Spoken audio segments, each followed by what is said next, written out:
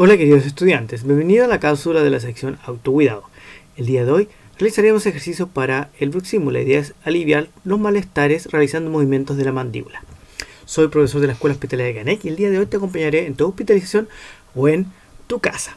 Los materiales que necesitamos para nuestra actividad primero es un lugar cómodo.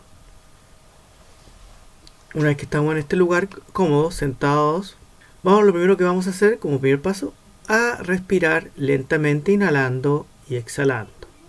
Inhalando y exhalando suavemente para tranquilizarnos sentados en un lugar cómodo. Luego, como paso número 2, vamos a mover nuestra mandíbula inferior hacia adelante y haciendo movimientos de un lado hacia el otro como se muestra. La idea es repetirlo 4 veces para cada lado. Como paso número 3, vamos a mover nuestra mandíbula inferior hacia adelante y hacia atrás, unas 4 veces por cada lado. Y como paso número 4, vamos a realizar los dos movimientos simultáneamente. Hacia un lado y hacia el otro, la mandíbula hacia adelante y hacia atrás.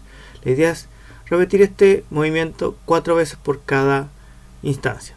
Ahora que ya sabes cómo realizar tu actividad, te invito a que juntos realicemos estos movimientos de mandíbula para aliviar los malestares que se puedan producir en ella. Que estés muy bien y cuídate mucho.